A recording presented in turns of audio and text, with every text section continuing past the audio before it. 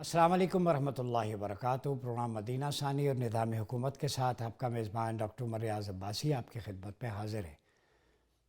آج بات کریں گے کہ پاکستان بیرونی حملوں میں بنیاد و مرصوص تو بن چکا ہے، لیکن اندرونی حملے جو ہیں ان کے خلاف بنیاد و مرصوص کب بنیں گے، اور پوری قوم کو بنیاد و مرصوص بننا پڑے گا، سیسا پلائی ہوئی دیوار۔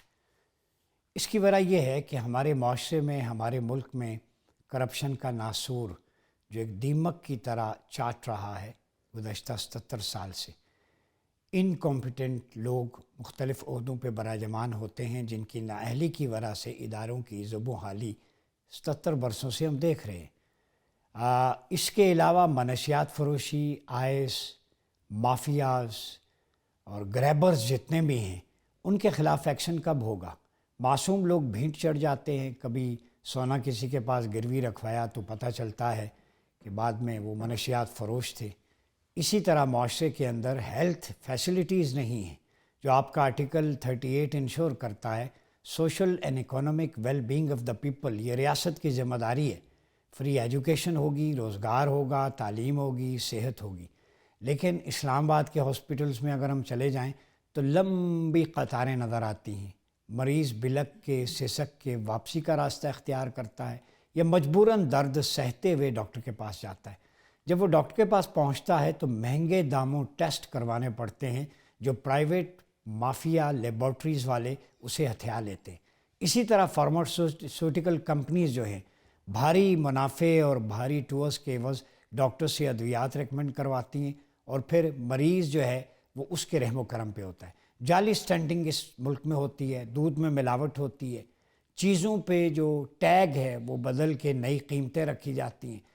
پیپر اگر 2010 میں بنا ہے تو اس وقت کے ریٹ کے مطابق کتاب کا نرخ ہونا چاہیے، مگر بڑے بڑے پبلشرز، بک سیلرز وہ کیا کرتے ہیں کہ آج کے ریٹ کے مطابق نئی ٹیگنگ کر کے لوگوں کو لوٹ رہے ہیں۔ تو جس ملک میں درس و تدریس کی کتابیں، نصاب کی کتابیں، جس ملک میں ادویات، ہر چیز عوام کی جو پہنچ سے دور ہو، تو یہاں پہ بنیاد و مرصوص کب بنیں گے؟ جس ملک کے اندر مافیاز ہوں، وہ عدالتوں سے ضمانتیں دے کے چھوٹ جاتے ہوں، وہاں پہ آئینی اصلاحات عوام کے لیے کب ہوں گے؟ کیا پارلیمنٹ نے عوام کی اصلاح کے لیے، فلاح و بہبود کے لیے، ان کی زندگی کو پرسکون بنانے کے لیے، قرآن و سنت کے مطابق ڈھالنے کے لیے کیا کیا ہے؟ آپ کے ہاں تو قانون اور آئین موجود ہے، لیکن اس آئین میں مجھے ایک ترمیم بتا دیں جو پاورٹی ایلیویشن کی ہو، ایک ترمیم جو غریب کی دادرسی کی ہو، جہاں پہ ہیلتھ فیسلٹیز کی بات ہو۔ ان کی تنخواہیں 400 گنا بڑھ جاتی ہیں، لیکن مزدور کی اجرت وہی رہتی ہے، بھٹے والے کی وہی رہتی ہے۔ کیا اس کے ساتھ امام مسجد کے ساتھ، ایک دیہڑی دار مزدور کے ساتھ، استاد اور پروفیسر کے ساتھ جو مستقبل کی ایک قیادت تیار کرتا ہے، ان کا پیٹ نہیں ہے، ان کے بیوی بچے نہیں ہیں، انہیں علاج کی ضرورت نہیں ہے، ان کے بچوں کو اعلیٰ تعلیمی اداروں میں داخلے کی ضرورت نہیں ہے؟ ٹاٹوں سے پڑھ کے آنے والے گرد اور دھول میں اٹے ہوئے بچے ہی آگے کمپیٹنٹ آتے ہیں۔ ہم اس طرف کب توجہ دیں گے؟ آپ کا ایجوکیشن سیکٹر بیٹھ چکا ہے، پرائیویٹ سکولز، کالجز، یونیورسٹیز پیسے لے کے سیمسٹر کی فیس لے کے ڈگری ہتھیا دیتے ہیں، مقابلے میں مدارس ہیں جہاں نہ فیس ہے، تعلیم بھی مفت، خرچہ بھی مفت، تربیت بھی مفت، اور ان کو کھانے پینے کی ضروریات بھی مہیا کی جاتی ہیں۔ ان کے لیے اسکالرشپ، لیپ ٹاپ، یہ ساری سہولیات کب ہوں گی؟ بہت سارے ایشوز ہیں، مسائل میں گھرا ہوا خوبصورت پاکستان ہے۔ اس خوبصورت گلشن کو دوبارہ آباد کرنے کے لیے ہمیں ان سارے مسائل پہ سیاسی وحدت کی ضرورت ہے، معاشی وحدت کی ضرورت ہے، عمرانی وحدت کی ضرورت ہے۔ ان سارے موضوعات کو لے کے آج ہمارے مختلف مہمانان گرامی قدر ہیں جن کے ساتھ گفتگو کا آغاز کرتے ہیں۔ جی ناظرین، پروگرام کے پہلے حصے میں ہم آئینی اور عدالتی اصلاحات پہ بات کریں گے کہ پاکستان کا عدالتی نظام کیسے مؤثر ہو سکتا ہے۔ اس کے لیے ہم جسٹس ریٹائرڈ شائق عثمانی صاحب ہمارے ساتھ موجود ہوں گے، اور پروگرام کے دوسرے حصے میں پاکستان کا نظام کیوں بہتر نہیں ہوتا، کرپشن، لاقانونیت، اقربا پروری، نیپوٹزم کیوں اسلامی نظام کی طرف نہیں لوٹتے، اس ایشو پہ بات کریں گے۔ ہمارے ساتھ موجود ہوں گے سینئر رہنما جماعت اسلامی ڈاکٹر فرید احمد پراچا، اور ان کے ساتھ سینئر ماہر قانون حافظ احسان کھوکھر۔ پروگرام کے آخری حصے میں جیسے آپ کو پتہ ہے دل خراش واقعہ ڈاکٹر وردہ کا بہیمانہ قتل، اس کی جزیات اور مورل کرپشن اور اس کے پوسٹ انسیڈنٹ ٹراما پہ بات کرنے کے لیے ہمیں جوائن کریں گے medical superintendent D H Q Abbottabad doctor Amir Israr, اور سائیکیٹرسٹ ہیں ایبٹ آباد ڈسٹرکٹ کے ڈاکٹر احسن نوید. ان سے جانیں گے کہ اس ایشو پہ اب تک کی کیا اپڈیٹ ہیں اور اس کا امپیکٹ کیا ہے. جسٹس صاحب بہت شکریہ. آج ہم بات کر رہے ہیں کہ بھارت کے خلاف بنیاد مرصوص تو ہم بنے ہیں، سیسا پلائی دیوار یونٹی کے ساتھ مقابلہ کیا ہے، لیکن پاکستان کے اندرونی مسائل چاہے وہ عدالتی ہوں، سیاسی ہوں، معاشی ہوں، مختلف مسائل سے ہم نبرد آزما ہیں. مافیاز ہیں، منشیات فروش ہیں، ڈکیت ہیں، دہشت گردی ہے، انتہا پسندی ہے، یہ ملٹیپل ایشوز، ان کے خلاف بنیاد مرصوص ہم کب بنیں گے اور کیسے بن سکتے ہیں؟ دیکھیے، اس کی ایک ہی طریقہ ہے، وہ یہ کہ آپ کی گورننس صحیح ہونی چاہیے. آپ کے جتنے ڈپارٹمنٹس پبلک ڈیلنگ کے لیے کام کرتے ہیں وہ اپنا کام صحیح اور ایمانداری سے کریں اور انصاف سے کریں. تو وہ بدقسمتی سے یہ ہمارے ملک میں نہیں ہوتا. آپ دیکھتے ہیں کہ آپ کے جو ڈپارٹمنٹس ہیں، مثلا پولیس ہے، کسٹمز ہے، اور ٹیکس ڈپارٹمنٹ ہے، اور دوسرے بہت سے اور آرگنائزیشن ہیں، کوئی بھی اپنا کام صحیح نہیں کرتا. اور اس کی وجہ سے پبلک کو مشکلات ہوتی ہیں، تکلیفیں ہوتی ہیں، اور اس کی وجہ سے پھر افراتفری پھیلتی ہے ملک کے اندر. تو یہ وجوہات ہیں، اور اس کی وجہ یہ ہے کہ ہمارا جو ایڈمنسٹریشن ہے، یعنی ہمارے جو لوگ حکومت کرتے ہیں ہمارے پر، وہ اپنا کام صحیح طریقے سے نہیں کرتے، وہ گورننس صحیح انفورس نہیں کرتے. جسٹس صاحب یہ بتائیے، آرٹیکل 1 سے 38 تک، یہ 38 آرٹیکل جو ہے social and economic well being of the people, یہ اسٹیٹ انشور کرتی ہے روزگار، تعلیم، صحت کے بارے میں. تو بنیادی ضروریات کی فراہمی آئین میں تو لکھی ہوئی ہیں، لیکن اس کی تعمیل نہیں ہو رہی. تو آپ کیا سمجھتے ہیں کہ کس کا قصور ہے اور اس کی تعمیل میں تاخیر کا ذمہ دار کون ہے؟ اس کا تاخیر میں ذمہ دار یقیناً جو حکومت ہے، جو آپ کے الیکٹڈ ریپرزنٹیو ہیں، جن کا کام ہے کہ حکومت کریں، وہ اس کے ذمہ دار ہیں. میں آپ کو مثال دیتا ہوں. دیکھیے، مثلاً انگلینڈ ہے، یو کے، جب سیکنڈ ورلڈ وار ختم ہوئی تو اس زمانے میں یہاں کا نظام ایسے ہی تھا، جو سول نظام تھا وہ ایسے ہی تھا. لیکن اور چرچل اس زمانے میں پرائم منسٹر تھا، اس نے جنگ جیتی، کیا کارنامے کیے اس نے ایسے لوگوں کو جس طرح ہمارے یہاں آج پیر صاحب کی وابا ہو رہی ہے، اس زمانے اس کی وابا ہوتی تھی. لیکن جب وہ الیکشنز ہوئے فوراً جنگ کے بعد، تو وہ الیکشن میں چرچل ہار گیا الیکشن، چرچل کے پارٹی، حالانکہ اس نے ملک جنگ جیتی تھی. کیوں؟ اور اس کی جگہ پہ لارڈ ایٹلی پرائم منسٹر بنا، جو لیبر پارٹی کا تھا. وہ کیوں بنا اور اس نے کیا کیا کیا، یہ تو میں جانتا ہوں، کیونکہ میں انگلینڈ میں اس کے چند سالوں کے بعد انگلینڈ گیا تھا پڑھنے کے لیے. وہاں ہم نے دیکھا کہ کس طریقے سے انہوں نے انٹروڈیوس کیا یہ ویلفیئر سسٹم سوسائٹی کے اندر. ویلفیئر سوسائٹی یعنی لوگوں کی تعلیم مفت، لوگوں کے علاج مفت، لوگوں کے جو سہولیات ہیں، رہنے کی جگہ ان کو سب کو ملی، اور ٹرانسپورٹ سب کو ملی، اور ہر ایک کو زندگی جو ہے ان کی آسان ہو گئی. تو اس کے بعد آپ نے دیکھا کہ انگلینڈ ایک ماڈل سوسائٹی بن گئی. تو بیسک چیز یہ ہوتی ہے کہ اگر آپ کی حکومت جو ہے، اگر ان چیزوں پہ اثر انداز ہوتی ہے اور صحیح طریقے سے کام کرتی ہے، تو پھر جا کر کے وہ آپ کی سوسائٹی جو امپروو ہوتی ہے. جسٹس صاحب کلوز ایف ہے آرٹیکل 38 کی، ٹو ایلیمینیٹ ربا ایز ارلی ایز پاسبل. آپ جج رہے ہیں، ذرا بتائیں ایز ارلی ایز پاسبل کا اتنا غلط استعمال آج تک سود ختم نہیں ہو سکا، کیا وجوہات ہیں؟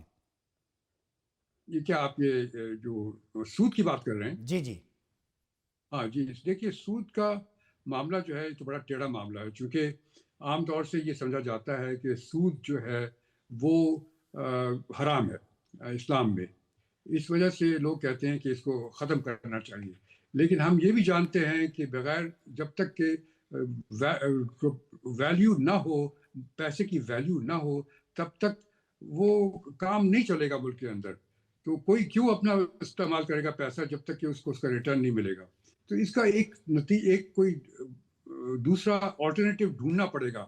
وہ ابھی تک لوگوں نے ڈھونڈا نہیں ہے، اور اس کی وجہ سے آپ دیکھ رہے ہیں کہ یہ معاملات ہو رہے ہیں.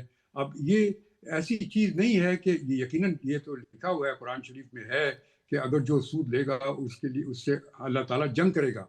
لیکن اب یہ بات یہ ہے کہ وہ سود کس قسم کا سود تھا.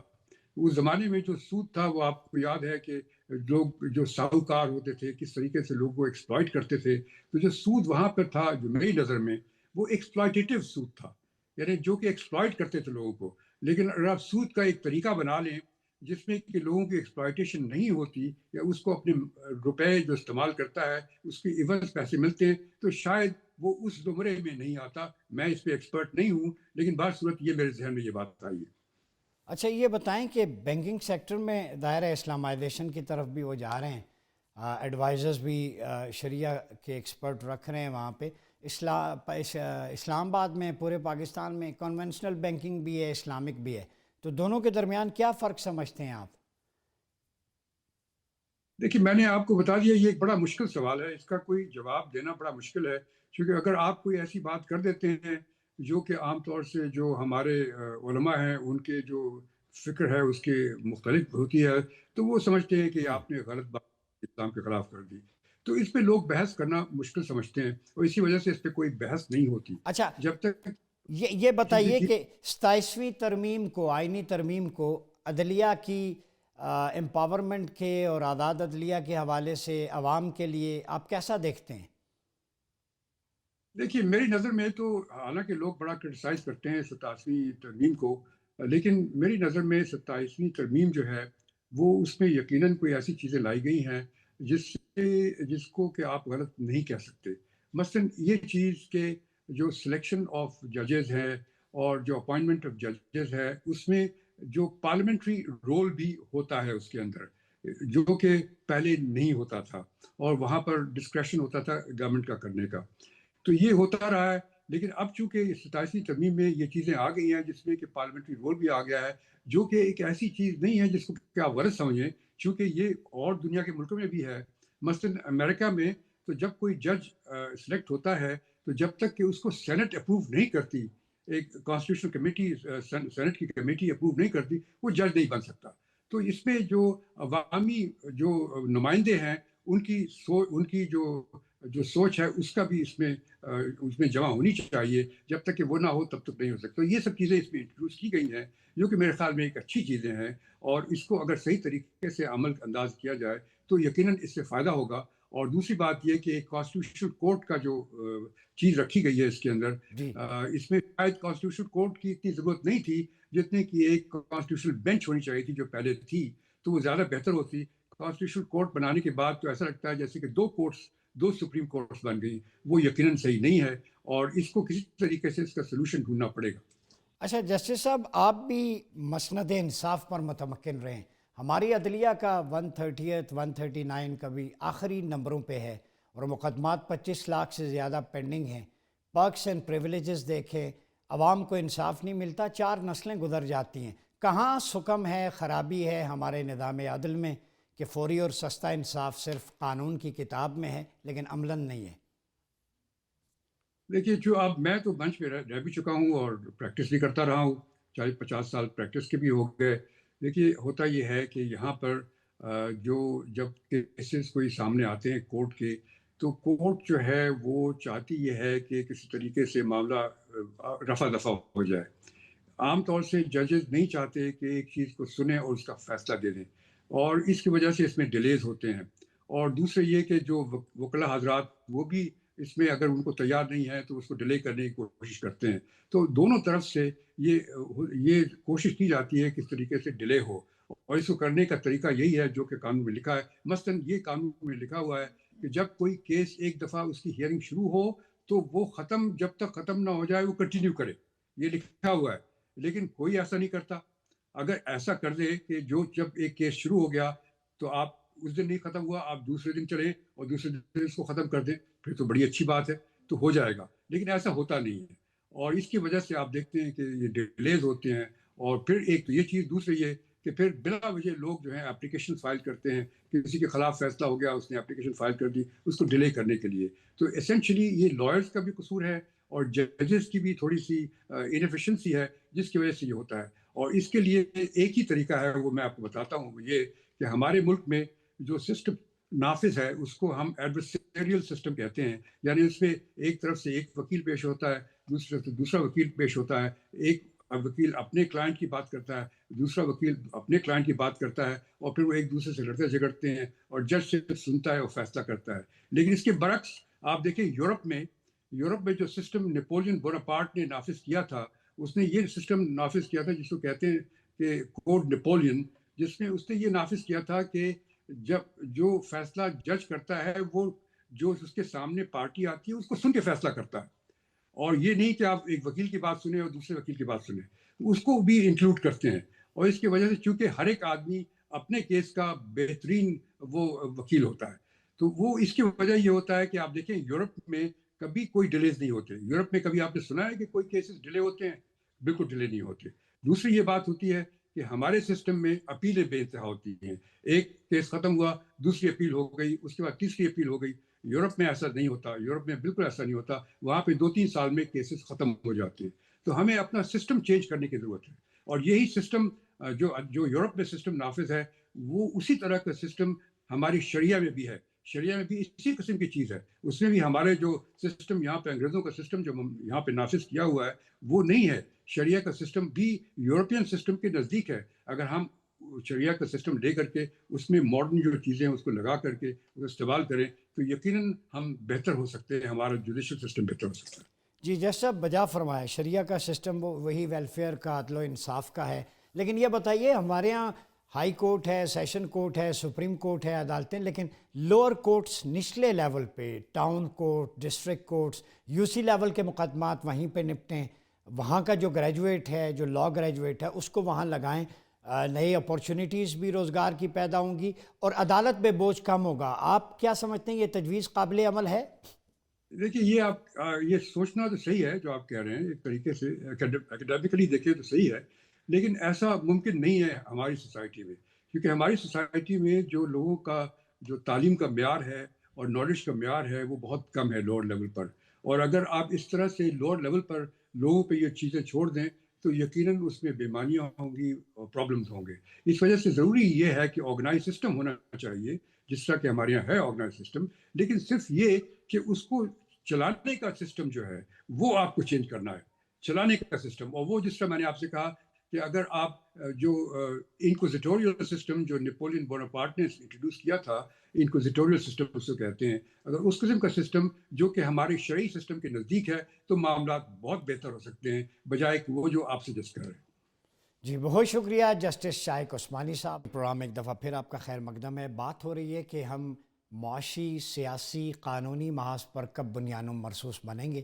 مسائل کا ایک گھمبیر انبار لگا ہوا ہے, سیلے رواں ہیں. ملاوٹ ہو, دہشت گردی, انتہا پسندی, پھر اس کے علاوہ منشیات فروشی, دیگر جرائم, فراڈ, ڈکیتیاں, پورا معاشرہ اس سے لت پت ہے.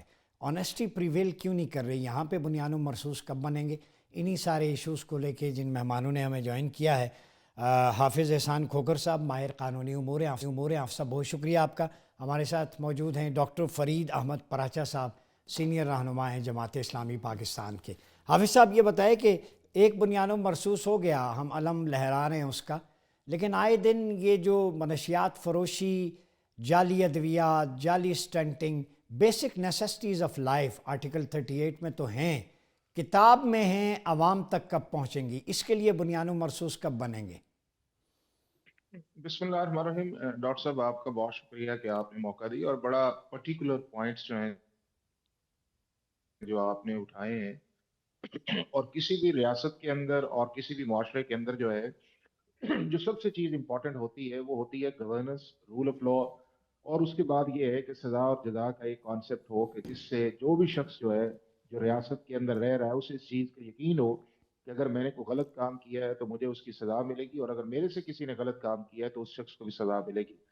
اب یہ تھا کہ 1947 کے اندر پاکستان تو ہم نے بنا لیا, بٹ اس کے اندر جو ہماری فنڈامنٹل چینجز کرنی تھی ہم نے اس سسٹم کے اندر, جس کے اندر ہم نے اپنے لا کو چینج کرنا تھا, جس کے اندر ہم نے اپنے اس کرمنل جسٹس کے پروسیجر کو چینج کرنا تھا, جس کے اندر ہم نے اپنے سول جسٹس سسٹم کو چینج کرنا تھا, جس کے اندر ہم نے اسپیشل لاز بنانے تھے, جس کی طرف آپ نے اشارہ بھی کیا کہ چاہے وہ ہورڈنگ آئے یا اس کے بعد ملاوٹ آئے یا اس کے بعد آپ کا نارکوٹکس والے جو ایشوز آتے ہیں, ہم نے ایز اے ریاست کے طور کے جو ادارے تھے جو آپ کے امپورٹنٹ تھے, چاہے وہ گورنمنٹ کے ادارے تھے یا اس کے بعد آپ پارلیمنٹ جو ہے انہوں نے وہ کام کیا نہیں ہے، اور وہ اس نتیجے پہ ہم پہنچ گئے ہیں پچھلے 76 سال کے اندر کہ اگر میں آپ کے سامنے کچھ انڈیکس رکھنا چاہوں گا تو اس سے آپ کو اندازہ ہوگا کہ ہم دنیا کے اندر کھڑے کہاں ہیں۔ اگر آپ ڈاکٹر صاحب دیکھ لیں جسٹس سسٹم جو ہے تو اس کے اندر دنیا میں اگر گیج کیا جائے 143 نمبرز پہ، ہم 130 پہ ہیں۔ اگر کرمنل جسٹس سسٹم کو دیکھا جائے تو ہم 98 نمبر پہ ہیں۔ اگر ہمارا سول جسٹس سسٹم جو ہے وہ 130 نمبر پہ ہے۔ کرپشن کا جو آپ کا ایبسنس جو ہے وہ 124 نمبر پہ ہم ہیں۔ کانٹریکٹ کی کمپلائنس جو ہے اس کے اندر ہم 156 نمبر پہ ہیں۔ ساؤتھ ایشیا کے اندر اگر مختلف ریٹنگز کو دیکھا جائے جس میں گورننس ہے یا رول آف لا ہے تو 6 ممالک سے ہم 5ویں نمبر پہ اس چیز کے اندر ہے۔ صرف کہ ایک افغانستان ہی جو ہے وہ اس سے ہمارے پیچھے، جو ہم ایک جو فارمل جسٹس سسٹم کے اندر آپ جائیں گے۔ پھر اس کے بعد یہ ہے کہ ٹرانسپیرنسی کے اندر آپ دیکھیں کہ ہم 140 نمبر پہ ہیں۔ تو یہ وہ پولیس کے اندر آپ یہ دیکھ لیں کہ دنیا کے اندر 143 نمبر پہ ہمارا پولیس کے اندر جو ہے کہ لوگ پولیس کے پاس جاتا ہی نہیں ہے۔ ہمارا پروسیکیوشن کا سسٹم، اب یہ وہ سارے انڈیکس ہے جو ریفلیکٹ اس چیز کے اندر کرتے ہیں کہ جس کی طرف آپ نے ایک بڑی پکچر کی طرف اشارہ کی اور آپ نے بنیاد مرصوص پہ بات کی۔ اب یہ ہے کہ جتنی دیر تک ہم ان سسٹمک ایشوز کو ایڈریس نہیں کریں گے، اور ہمارے سامنے یہ ایگزامپلز ہیں، یہ ایگزامپلز ابھی آپ کو ماڈرن کے اندر جو ہے جو مسلمان ممالک نہیں ہے ان میں بھی ملیں گی، اور جو مسلمان ممالک ہیں ان میں بھی ملیں گی۔ ابھی آپ چلے جائیں مڈل ایسٹ کے اندر جو ہے تو کیا آپ کو کانسیپٹ ملے گا کہ رول آف لا جو ہے وہ نہیں ہے، یا پولیس جو ہے وہ آپ کی مدد کو نہیں آئے گی، یا ملاوٹ جو اگر آپ کریں تو آپ کی سروائیول وہاں پہ ہے، یا آپ فیک میڈیسن جو ہے وہ آپ وہاں پہ بیچیں تو آپ کی بچت وہاں پہ چلی جائے گی۔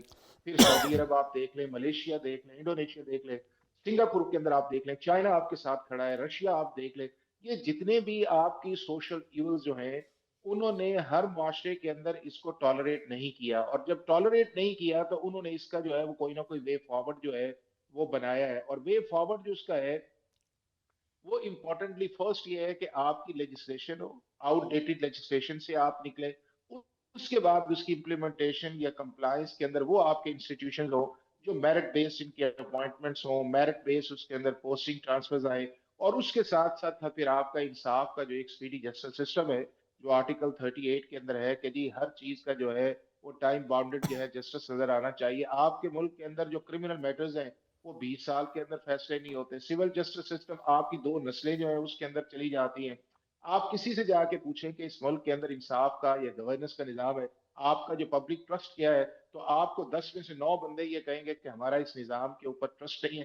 تو یہ وہ فنڈامنٹلز چیزیں کہ ٹھیک ہو جتنی گیا۔ دیر تک ہم نے ایک سائڈ پہ تو جا کے ڈاکٹر صاحب اپنے آپ کو امپروو کیا، ہم نے نیوکلیئر ٹیکنالوجی لے لی، ہم نے میزائلز بنا لیے، ہم نے بنیاد مرصوص کے اندر انڈیا جو ہے اس کو آؤٹ کلاس کر کے ہم نے شکست دی ہے، لیکن جو انٹرنل ایشوز ہمارے ہیں یہ رسپانسبلٹی ہمارے پارلیمنٹ کی ہے، ہمارے انسٹیٹیوشنز کی ہے، اور یہاں کے اوپر آپ کو ایک کڑے ٹھیک قسم کی اکاؤنٹیبلٹی کا یا گورننس کا میکانزم جتنی دیر تک نہیں لے آئیں گے اتنی دیر تک یہ پرابلم ٹھیک جو ہو ہیں گیا، وہ پرسسٹنٹ اس ملک کو جو ہے اور ڈکلائن کی طرف میں لے کے آتا ہوں جاتی آپ کی رہیں گی۔ طرف۔ ٹھیک ہو گیا ڈاکٹر فرید پراچا صاحب، 77 سالوں میں جو فگرز بتائے ہیں حافظ صاحب نے، اس نظام کے ہوتے ہوئے یہ کچھ ہم نے کمایا ہے، تو آبجیکٹیو ریزولوشن میں بھی لکھا ہوا ہے سپریم لا قرآن و سنت ہوگا، تو کیوں نہیں قرآن و سنت کو کتاب سے نکال کے عملاً نافذ کرتے خلفائے راشدین کے تعامل پہ؟ یہ میرے پاس کتابیں موجود ہیں، ریاست طیبہ کے معاملات، تو تھیسز لکھے جا رہے ہیں، سب کچھ ہو جا رہا ہے، ثواب کی حیثیت سے اس کو لے رہے ہیں۔ مجھے یاد ہے سید مودودی کی کتاب ہے اسلامی ریاست، اور سود پہ خاتمے پہ انہوں نے پورا پیکج دیا تھا، تو کیوں نہیں مشاہیر کے اس علمی اور فکری جو توانائی ہے اس سے ہم جو ہے وہ روشنی لے کے ملک کو آگے بڑھاتے؟ جی بسم اللہ الرحمن الرحیم۔ ایک تو میں انتہائی شکر گزار ہوں کہ آپ ٹھوس علمی موضوعات پر اور فکری موضوعات پر گفتگو کرتے ہیں۔ باقی جو ہمارے روزمرہ کے سیاسی موضوعات ہیں یہ بھی بڑے اہمیت رکھتے ہیں، لیکن اگر ہم گہرائی میں جائیں تو ان کے پیچھے بھی وہ اخلاقی بحران ہے کہ جس کی طرف آپ آج گفتگو کروا رہے ہیں۔ اصل ہمارا معاشی بحران ہو، سیاسی بحران ہو یا کوئی بھی ہو، اس سارے کا اصل اس کے پیچھے جو ہے وہ اخلاقی بحران ہے جس کے اندر ہم موجود ہیں۔ قوم سازی کوئی امام قوم نہیں ہے، ہجوم ہے، اور کسی نے کوشش نہیں کی کہ ہم ہجوم سے قوم بنے۔ اب جو اب بدل دو نظام کا جو ہم نے ایک سلوگن دیا ہے وہ یہی ہے کہ ہم ان چیزوں سے قوم تنگ آ چکی ہے، یا تنگ آ چکی ہے یا رنگ چکی ہے اسی رنگ کے اندر. اب یہ کہ اس سے نکلنا چاہیے. میں یہ سمجھتا ہوں کہ یہ جو ان دنوں واقعات ہوئے، یہ ایبٹ آباد میں ڈاکٹر وردہ کا جو واقعہ ہوا، جی بالکل. کتنا سنگین اخلاقی بحران ہے جو ہمارے سامنے آ رہا ہے، اور اس کے پیچھے بھی منشیات فروشوں کا ایک نیٹ ورک ہے. اسی طرح جو ایک جج کا واقعہ کس طرح سے 5 دنوں کے اندر ایک فوری جسٹس ہو گیا، جہاں جہاں یہ جو عدالتوں کے اندر مدتوں تک کیسز، نسلوں تک کیسز چلتے ہیں، وہاں پر 5 دنوں کے اندر جج کے بیٹے کا فیصلہ ہو کے اور وہ جو ہے وہ ایک طرف ہو گیا. یعنی کیا ہم کس اس بحران کے اندر موجود ہیں؟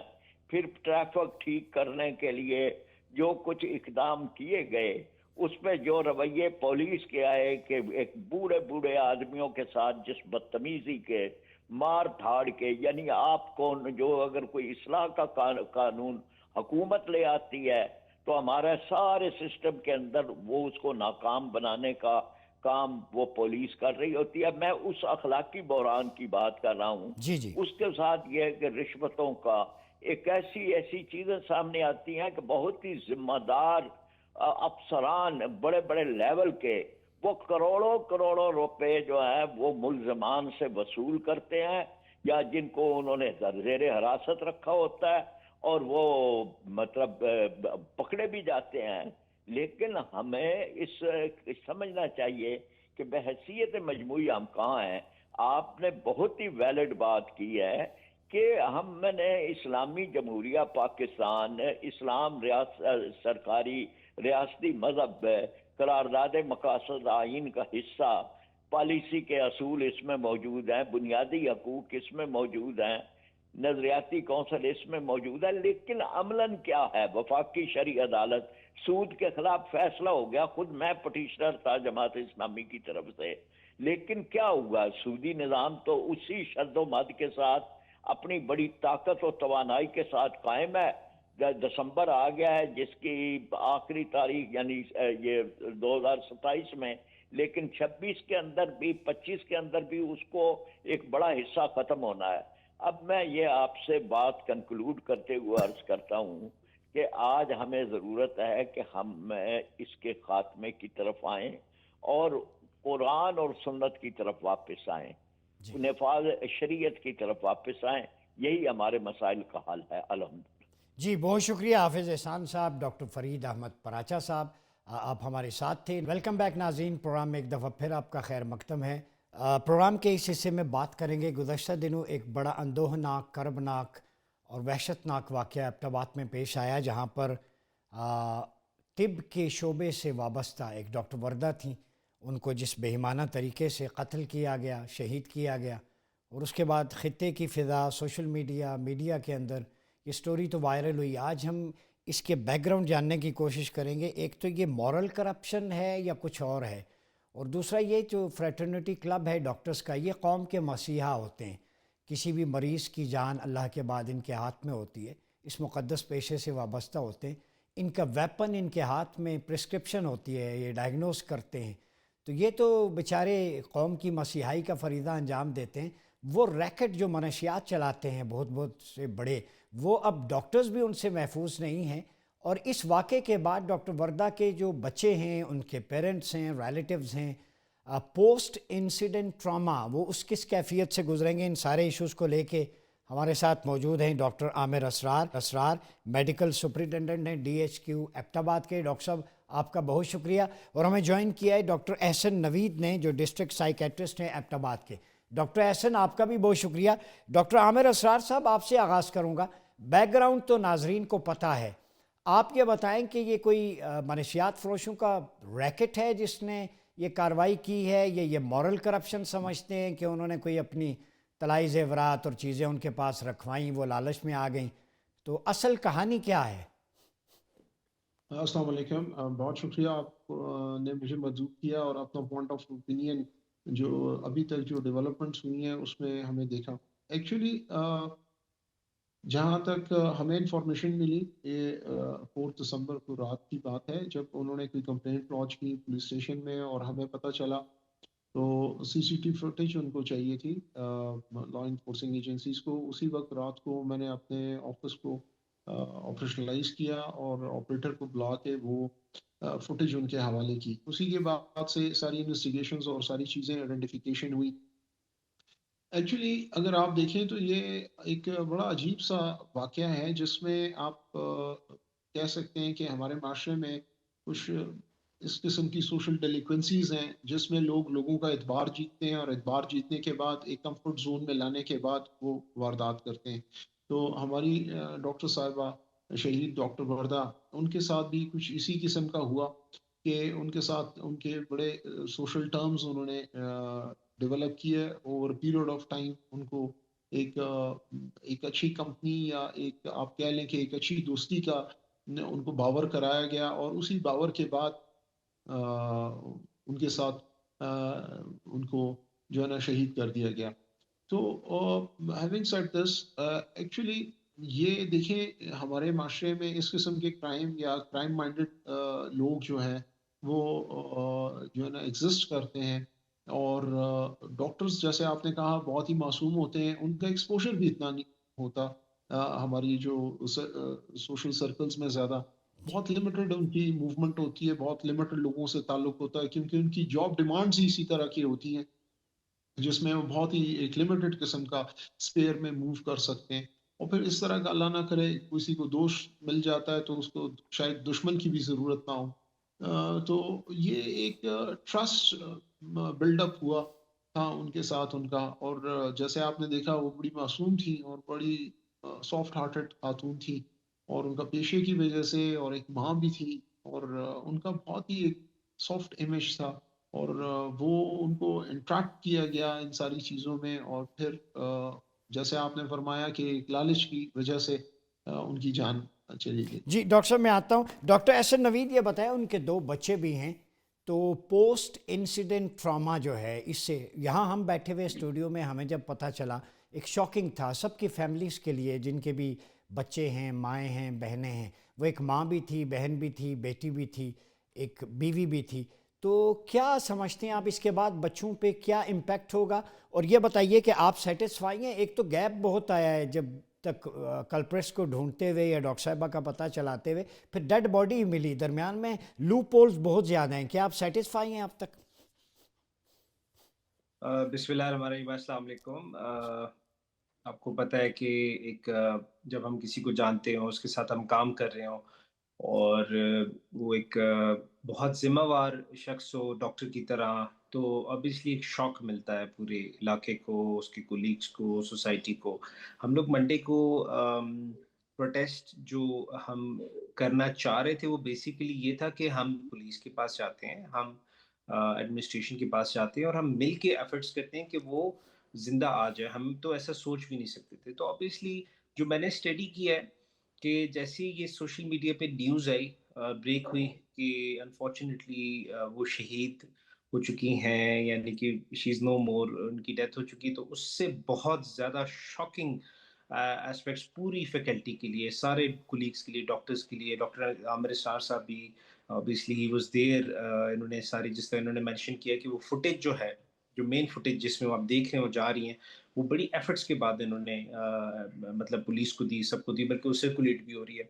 तो it was very shocking for everybody. और मेंटली तौर पे हमारा पूरा इलाका, पूरी सोसाइटी, हर जगह पे काम करने वाली खातून, मर्द शॉक की कैफियत में इस वक्त जा रहा है, और एक ग्रीफ की कैफियत में है, जिसके अंदर गुस्सा है, जिसके अंदर यकीन नहीं आ रहा, जिसके अंदर बार बार बार्गेनिंग हो रही है कि हाय काश वो पकड़े जाते, काश वो जिंदा बच जाती। तो ये एक मेंटल स्टेट इस वक्त आजकल वैसा चल रहा है। तो ऑब्वियसली बच्चों से मैं मिला, they are wonderful children, Hamda and Haider, and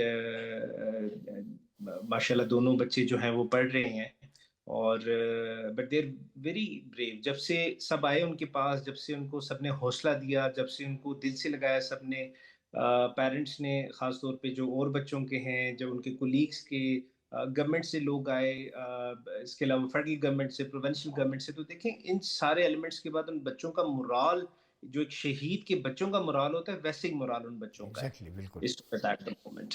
ٹھیک ہے. سو ایک کوئی بھی ایسا واقعہ ہوتا ہے تو اس کے اندر دو چیزیں ہوتی ہیں. ایک ہوتا ہے post traumatic stress dis order جو مہینے کے بعد شروع ہوتا ہے. ٹھیک ہے. اور ایک ہوتا ہے پوسٹ ٹرومیٹک گروتھ. تو یہ جو میں دیکھ رہا ہوں، جو میں لاسٹ بچوں سے ملا، بچے جو تھے وہ بہت زیادہ جس طرح ایک شہید کے بچے ہوتے ہیں ویسے مجھے ملے. ٹھیک ہے. سو obviously اب ہم سوسائٹی کا، ہم لوگوں کا، ہم کولیگس کا کام ہے کہ ہم ان کی جو خواہشات تھی وردہ کی اپنے بچوں کے حوالے سے، ان کے ایجوکیشن کے حوالے سے، یہ سارا کچھ اس نے کس لیے کیا تھا؟ بچوں کو اچھا فیوچر دینے کے لیے کیا تھا. وہ کیوں اتنی محنت کرتی تھی، صبح آتی تھی شام کو جاتی تھی. سو obviously we has a nation، اور ریاست کے طور پہ، قوم کے طور پہ، سوسائٹی کے طور پہ ہم نے کوشش کرنی ہے کہ ان بچوں کو ٹھیک جو ہے اور اس کی فیملی کو ہم اچھے سے اچھا پروویژن دے ٹھیک ہے. سکیں. ڈاکٹر صاحب میں آتا ہوں آپ کی طرف. ڈاکٹر عامر یہ بتائیے کہ وہ 67 سونے کی بات بھی ہو رہی ہے، کچھ پیسوں کی بات ہو رہی ہے، چیکس باؤنس ہوئے، اور پیچھے ریکٹ ہے، منشیات فروش ہیں، کسی کی شاپ بھی ہے، فیبرک کا کاروبار کرتے ہیں، بیہائنڈ دا سین کچھ اور ہے، وہ میاں بیوی. تو آپ کیا سمجھتے ہیں سارے کلپرٹس وہ پکڑے جا چکے ہیں؟ آپ سیٹسفائی ہیں اب تک کی انویسٹیگیشن سے؟ جی ڈیفینیٹلی وہ اپریہینڈ ہو گئے تھے، اور وہ جہاں تک ہمیں ڈیفینیٹلی میں اس چیز کو خود سارا فالو کر رہا تھا. ایون سنڈے کی رات کو بھی میں ایس ایس پی انویسٹیگیشن کے ساتھ رات 11 بجے تک تھا، اور جب ان کی یہ جو شہادت کی انفارچونیٹ نیوز بریک ہوئی، I was almost first to know. Definitely media میں انکنفرم نیوز آلریڈی سرکولیٹ کر رہی تھی. اس کے بعد ہمارے لیے امپورٹنٹ یہ تھا کہ سب سے پہلے ہم نے we try to give her state funeral. ان کی ڈیڈ باڈی کو میں خود ایمبولینس میں لے کے گیا، ان کے پیرنٹس کے ساتھ بھی ان ٹچ تھا، بیکاز ایک مورل رسپانسبلٹی ہوتی ہے، ایک آفیشیل رسپانسبلٹی ہوتی ہے. تو میں نے یہ کوشش کی کہ میں مورل رسپانسبلٹی اور آفیشیل رسپانسبلٹی دونوں پوری کروں. انویسٹیگیشن جب انیشیلی ہی جو کلپرٹس ہیں ان کو 3 کو اپریہینڈ کر لیا تھا، اور چوتھے کے لیے کیونکہ وہ ایبسکونڈر تھا اس کے لیے کوششیں جاری تھی. آج کی میرے پاس اپڈیٹ نہیں ہے، مگر پولیس از ویری ڈٹرمنڈ کہ وہ جو چوتھا کلپرٹ ہے شمریز کے نام سے، اس کو بھی جو ہے نا وہ اپریہینڈ کرے. ڈاکٹرز کے مطالبات تھے. Definitely being part of the state machinery, میرا کام ہے کہ میں اپنی کولیگس کے انٹرسٹ اور ان چیزوں کو بھی خیال میں رکھوں، اور ان چیزوں کو جو ہے نا میک شور کہ ان کی جو سینٹیمنٹس ہیں اور ان کی جو وہ ہے رائٹس ہیں ان کو بھی پروٹیکٹ کیا جائے. جو ڈاکٹرز نے ڈیمانڈ کی، پہلے ان کی ہم نے یہاں پہ ٹیم آرگنائز کی. ہمارے ہاسپٹل میں ARCC ہے، anti rape crisis cell, district میں ایک ہی ہوتا ہے جو اس ہاسپٹل میں تھی. یہاں پہ ہم نے میں نے اسی دن جس دن ان کی نیوز بریک ہوئی، ہم نے ایک فورنزک ایکسپرٹ جو ہمارا یو میڈیکل کالج ہے وہاں کے فورنزک ڈپارٹمنٹ سے فورنزک ایکسپرٹ، اور ایک میڈیکل لیگل آفسر اور ایک نان میڈیکل آفسر وہاں سے نامینیٹ کیے ان کے پوسٹ مارٹم کے لیے. اور یہاں سے جو ARCC کی فارمیشن ہے جس میں district gynaecologist, orthopaedic surgeon, general surgeon, neuro surgeon, casualty medical officer, female casualty medical officer, تو کم و بیش 12 ڈاکٹرز کی ٹیم اسمبل کی، اور اس کا پوسٹ مارٹم یہاں پہ ہم نے کروایا. اس کے بعد جہاں تک پولیس کی انویسٹیگیشنز ہیں وہ اس پہ ان کی ریزرویشنز تھیں میرے کولیگس کی، اور ڈیفینیٹلی وہ ڈاکٹر احسن کی بات، سینٹیمنٹس لوگوں کے بہت زیادہ، ایکسپیکٹیشنز بھی بہت زیادہ، اور بہت ہی اگریسونیس. تو اس میں GIT کی ڈیمانڈ ہوئی تھی، جوائنٹ انویسٹیگیشن کی تھی، وہ بھی ہمارے چیف منسٹر کے ڈائریکشن پہ ٹھیک ہے ہمارے ڈاکٹر صاحب. وہ بھی ہو گیا تھا. ٹھیک ہے ڈاکٹر احسن، آخر میں مختصراً میسیج دیں کہ خواتین کے ساتھ یہ ہوتا ہے ہمارے معاشرے میں، ورک پلیس ایتھکس ہمیشہ ڈیمیج ہوتی ہیں، چاہے یونیورسٹی میں ہو، کالج میں ہو، میڈیکل کالج میں ہو. اب یہ حادثہ ہوا تو کیا اس کا امپیکٹ پڑے گا ورکنگ ویمن پہ، خواتین پہ؟ اور آپ کی کمیونٹی کی ڈاکٹرز اب کیا فیل کر رہی ہیں؟ مزید توانا بنیں گی یا کوئی میرے خیال میں کوئی پینک اٹیک یا ڈپریشن میں تو نہیں جائیں گی؟ بڑا امپورٹنٹ سوال ہے. دیکھیے BBC اور جتنے بھی ہمارے انٹرنیشنل میڈیا ہیں، نیشنل میڈیا ہے، اس میں بھی بہت سے جرنلسٹ نے اس بارے میں کوشچنز ریز کیے ہیں. اور دیکھیں جب بھی کوئی کیپٹل پراپر پنشمنٹ ہوگی نا، پراپر پنشمنٹ، جو بھی کلپریٹس ہیں، جو بھی فائنل ہوتا ہے کہ یہ لوگ واقعی जिम्मेवार है। जब उन्हें प्रॉपर सजा देख लेंगे लोग, तो वो जो डिस्ट्रेस का एलिमेंट है वो सोसाइटी में कम हो जाएगा। देखिए, सारे डॉक्टर्स जो जिन्होंने प्रोटेस्ट किया, प्रोटेस्ट करना आसान, खत्म करना बड़ा मुश्किल, the way they ended it. क्योंकि देखिए, आपको शायद मैं ये भी बताता चलूं कि वहाँ पे जो डॉक्टर मौज़म हैं और जो बाकी जो टीम है जो मतलब इस प्रोटेस्ट को देख रहे थे, साथ डॉक्टर आमिर इसरार साहब जो एमएस थे, रिस्पॉन्सिबल पर्सन, इन लोगों ने, हम सब ने मिलके वहाँ पे एक पूरा ऑडिटोरियम है जो वर्दा के नाम पे किया। सो अच्छा। देखिए, एक उसी दिन जिस दिन दवा रखी, तीसरा था, हॉस्पिटल जो था ना पूरा एक वो बन गया था कि इमरजेंसी सर्विसेज चल रही थी और लोग खुद नहीं आए कि वहां पे इतना बड़ा वाकई, और जो भी है वो दुआ कर रहा था, और जो जिसको इमरजेंसी थी वो इमरजेंसी में जा रहा था। तो उस पूरे जो ऑडिटोरियम है उस हॉस्पिटल का, ये 60s के अंदर ये बना, अल्लाह बख्श खुदात खान के एफर्ट्स थे, हमारे मिनिस्टर थे वेस्ट पाक के। तो उस हॉस्पिटल का जो हिस्टोरिक ऑडिटोरियम है जहाँ पे लेक्चर्स होते हैं, जहाँ पे इन्हीं की दुआ हुई, जहाँ पे कॉन्फ्रेंसेस होती हैं, उसको उन्होंने, एमएस साहब ने मंसूब कर लिया कि सारे डॉक्टर्स की ये डिमांड थी। So we have to create वो सजा और जजा का जो निज़ाम है। हमने तो अपनी तरफ से एफर्ट्स की, वी आर डॉक्टर्स, हमने अपनी बहन के लिए हर लिहाज से, अपनी कुलीग के लिए वी आर एफर्टिंग।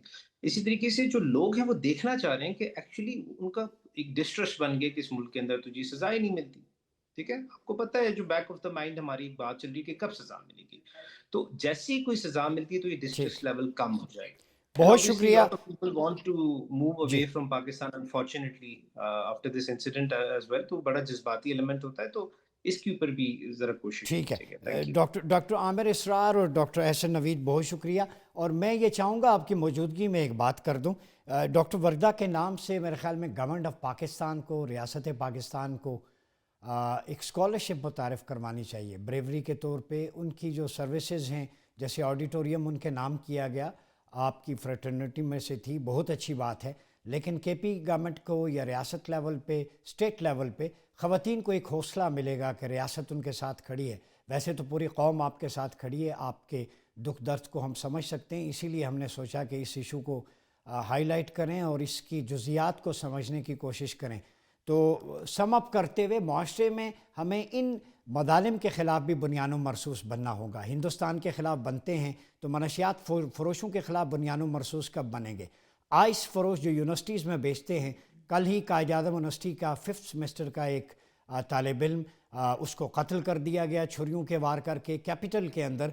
तो ये पुलिस को भी देखना होगा, लॉ इन्फोर्समेंट एजेंसीज़ को, ये वाक़यात बढ़ रहे हैं। तो ये जो अंदरूनी तौर पे दीमक है मनशियात फ़रोशी की, कत्ल व गारत गरी की, जो कभी को बेहिमाना तरीके से मारते हैं, कभी तलबा को मारते हैं, इनके ख़िलाफ़ भी बुनियानो मरसूस बने, तब जाके कौमी वहदत का मुज़ाहरा होगा। अपना बहुत ख्याल रखिएगा। अपने मेज़बान डॉक्टर मरियाज़ अब्बासी को इजाज़त दीजिए। अल्लाह हाफ़िज़।